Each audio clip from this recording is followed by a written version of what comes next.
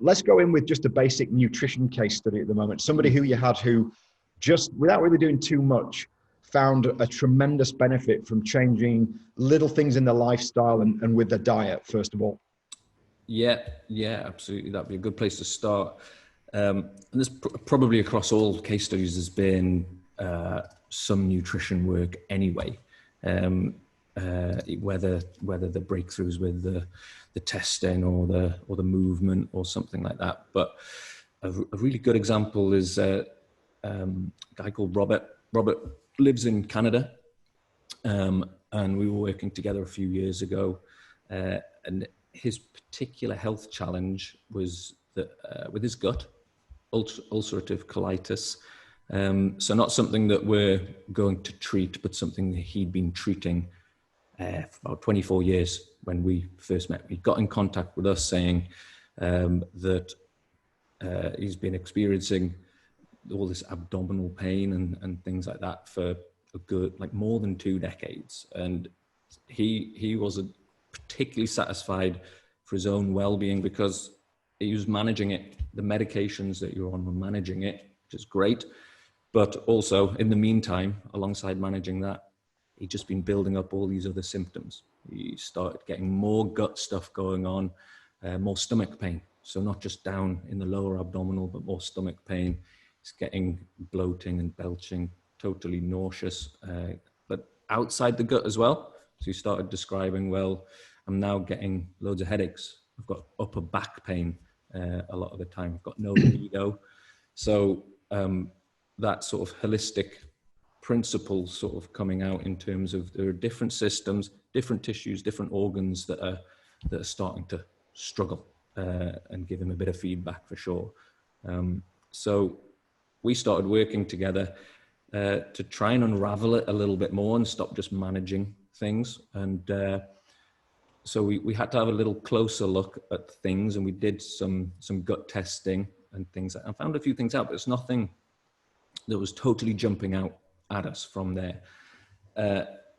And in terms of a good example of nutrition, that's where he got most his gains. So over, to be fair, 9 months. So he did the work, and he put a lot of effort in, and he tweaked his diet constantly for that whole 9 months. Actually, when we finished working and he's like, this is great, I feel fantastic, and everything like that, he went on to then go and do a qualification in nutrition. That's how much value it gave him in his life and his health. So he's got a good kind of story to tell anyone else as well.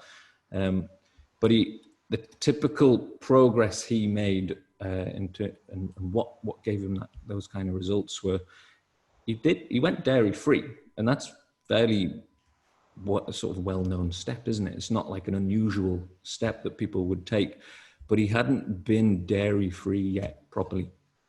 Partly because he found it confusing. He didn't know whether to start there or start somewhere else and things like that. He'd sort of tried it a little bit before, but it just became stressful because he didn't know what to have instead and things like that. So one of the breakthrough kind of responses he got was reducing dairy and finding a practical, logistical way to actually do that with his diet. Yeah, that's an important point, isn't it? Because it's like, there's so much information out there in the world of nutrition. If you go to Amazon, there's like 125,000 books on diet and nutrition. What the hell do people do? There's a vegan approach, there's a ketogenic approach, there's a paleo approach, there's a plant-based approach, there's the Atkins diet, there's, the Stephen Gundry plant paradox. There's so many opinions out there that people get confused with the chaos. Mm-hmm. So one of our jobs is to try and provide some order in that chaos and create a plan without people just having to do things on an ad hoc basis. And sometimes just de-stressing people by having that plan can have a beneficial effect anyway. So anyway, that's great. I didn't mean to interrupt. Carry on. No, I think you're right. I think that we can say how the nutrition really helped him, but it's not just what you're doing, it's how you're doing it. So give him the plan, give him the structure, say we're going to do it step by step, say we're going to do it together, we're going to problem solve, we're going to do it at the right pace, is going to be just as helpful than going dairy free or not, or the next step. But certainly going dairy free for him was really, really helpful. It took if he's been eating that food, it was probably just a food that at that time and probably for a long time, his gut was struggling with his immune system, didn't want him to eat, and so on. So it was giving him challenges rather than it being food and nourishment for him. But that said, it's not like that's a one size fits all. You can't just, well, you could, but we don't just tell everybody just go dairy free and you'll be fine. You'll go and solve your ulcerative colitis or anything like that. That's not our language. That's not what we do, because the next person could go dairy free and not get the same response. There's no point setting up that challenge. It's more a case of giving him the informed choice, saying this is a potentially valuable step we could put in place. Looks like a priority. Let's go do it. Let's see what your response is. And it just happened to be one of the key things. But you can't also, it's a great example. He had loads of good examples of don't assume something is either unhealthy or healthy at all, because one of the other challenging things that he was doing that was part of his diet that he was actually doing because he defined as healthy, only because he was motivated and he wanted to find solutions, but he was doing some fairly intensive juicing. Okay. Mm-hmm. So, on the surface, juicing is labeled with that's a healthy thing to do. That's what you do to get better, kind of thing. But it was causing him in his physiology all sorts of imbalances and load and just difficulties, if you ask me. Yeah. We didn't know that. We were just observing that could easily be the case. So that was one of the priority steps we wanted in place once it was the right time to do that. So it was one of the early things we did. We calmed down his approach with the juicing. We made it more balanced. We changed the ingredients. We did keep a little bit of it in there, but it was not juicing in per se. It was just part of his balanced nutrition. And we found a way for it to kind of work and not actually push him out of balance, which is what it was doing. Yeah. That was just as effective as taking a food out of his diet. It was long gluten-free because of his challenges. He was already aware of that. But it was akin to doing that for him, just balancing his juicing approach. So you can't assume something is healthy. Your body has to define it for you. Well, I think over the last few years, there's been quite a pushback against juicing in some quarters, because a lot of the juices that people use are very high in things like oxalates. Yeah. The salicylates as well. We don't have time to go into exactly what they are, but if you have a problem with metabolizing oxalates and salicylates, that can be toxic. And those oxalates and salicylates just happen to be in spinach and kale and a lot of the green vegetables and a lot of the berries and fruits that people use for the juicing.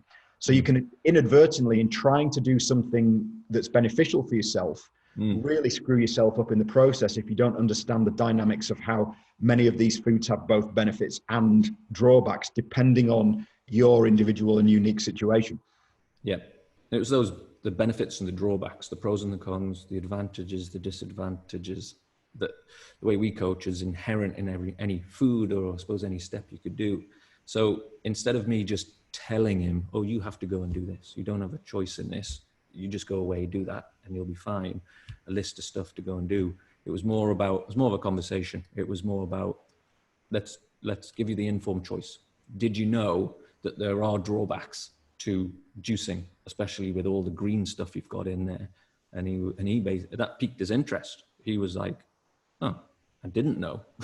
Otherwise I wouldn't be doing it this much. And so you would go, right, well, that starts to make sense. And therefore he was making the step, not just because we told him to, but because he saw the value in kind of doing it. And then he had to go and experience it. And he happened to experience it of like, wow, well, I'm never going to juice like that again, because it was causing potentially toxicity, like you say. And I'll read some of his symptoms out. He wasn't just having lower abdominal pain. So when you start talking about other changes other behaviors he was doing that could make him toxic, he can then link them to why he's got headaches, maybe, why he does have more inflammation or discomfort in joints and muscles, why he can't concentrate, why he's got potentially hormonal stuff going on with his libido and things like that, why he's anxious, why he's dizzy when he stands up and stuff. So it starts to broaden the conversation outside of just what's going on in your gut, even though that's important. It's like, well, let's start to work with a few other areas. And all of that through the conversations you can have around food. Instead of just handing out the one size fits all, the fact that he's juicing starts to open up that conversation to those other things, which is great. Classic, not just the juicing. There were other foods that well, he was eating because they were healthy, but plenty of people eat because they're healthy. He wasn't just juicing with them. He had loads of greens in his diet. He had loads of nuts, seeds. He was cooking with olive oil, like in the classic Mediterranean diet and stuff like that. And on changing all these things, some more subtle than others, but he just got better and better and better. Yeah, so. And that's also fascinating because in terms of scientific literature and the amount of studies that have been done, probably the Mediterranean style diet is the one that is proposed to have the greatest benefit on health. Usually it's in regard to heart disease. You're probably less chance of having a heart disease, but it'll screw you up in many different ways. And nuts and seeds can be very high in oxalates and also lectins and things like that. All of these substances can be very, very irritating to the digestive system. And so here's a guy who thought he was eating healthily, and according to the literature, you could say, he was eating healthily, but for him, it wasn't healthy. It wasn't a great diet at all. And so changing that had a terrific impact on his wellness.